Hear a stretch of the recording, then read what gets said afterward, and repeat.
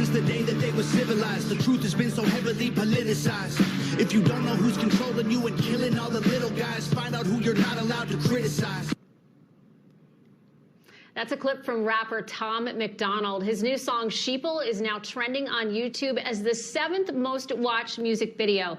That's right. Right now, an anti-woke rap song is trending while calling out the political establishment. But you won't see this music video on mainstream television, of course. You won't hear the song on the radio. If you haven't heard of him before, that's likely why. But it's important to point out that people are listening, Mercy. Yes, they are, Jen. And that scares the living daylights out of the establishment and their complicit allies.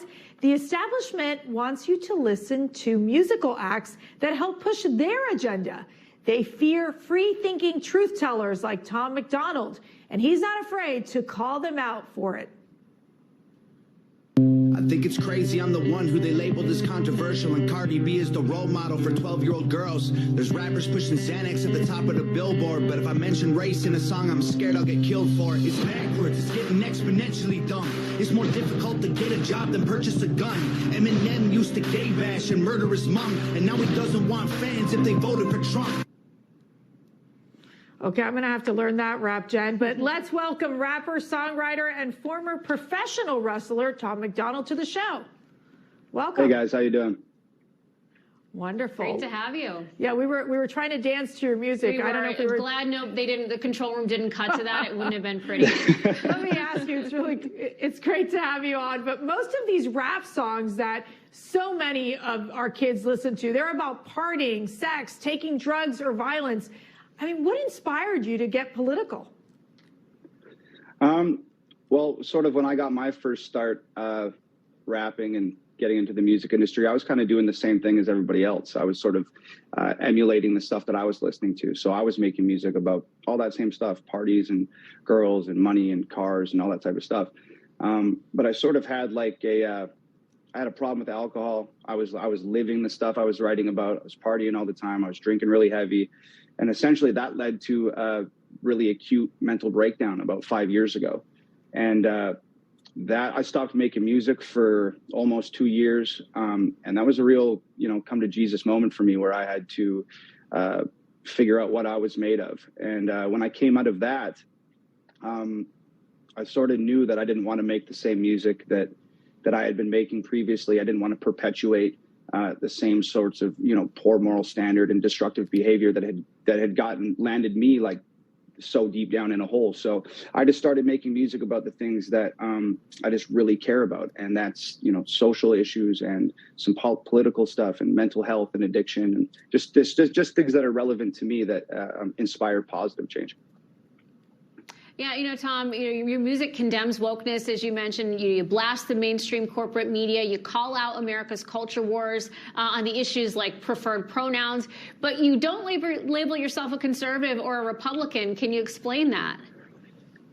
Yeah, I think, I think sort of where the conservatives and the Republicans are these days, I think a lot of their sort of beliefs and ideologies are really just common sense. So I like to think of myself as a little bit of a free thinker and an independent thinker. And it just so happens that a lot of the things that I feel personally are reiterated and affirmed by people that have conservative values. And I think that it's more that it's just common sense more than anything else. Yeah, you make a lot of sense there. It's also, I call it just simply American, not just conservative. But here you've got and have attracted a large following with your messaging and art. You have millions of YouTube subscribers, free-thinking Americans like Roseanne Barr even follow you on social media. You're a big threat to the establishment. I can't imagine cancel culture hasn't knocked on your door and tried to censor you. Literally dozens and dozens and dozens of times. But the thing is, it's just like I'm 100% independent. I write all my own songs. I make all my own beats. My girlfriend shoots all my own music videos. We distribute my music and all my merchandise by ourselves. There is no interference by the music industry. There is no music industry resources that get used. So it's really hard to cancel somebody that's self-made and that controls every aspect of their career. It doesn't stop them completely, but it makes it difficult. Like I released an album earlier this year with a song on it called New World Order. That was the 4th or 5th most trendingest video on YouTube. And if you looked at the actual video on my page, it said trending at number 5 or number 4, whatever it was. And if you went to the actual YouTube trending page, it actually went 1, 2, 3, 5, 6, 7, 8. Now they just completely omitted my video, our video, off the trending charts. So, you know, it's not impossible for them to interfere, but being independent as I am, it makes it a lot more difficult for them. And Grammys and red carpets are really cool, but being able to have total artistic freedom and remain true to myself is way cooler. So. Hey, Tom, I've only got about 30 seconds, but do you have a message for people out there who are maybe afraid to speak out against the establishment, afraid of the backlash that they might receive? Yeah, man. Say it. Stand up and speak out against the mainstream narrative. Speak out against these people. The worst thing that could happen is somebody comes to you and says, hey, you're canceled now. And your answer to that is, no, I'm not. And that's it. I love it. Tom MacDonald, awesome having you on this.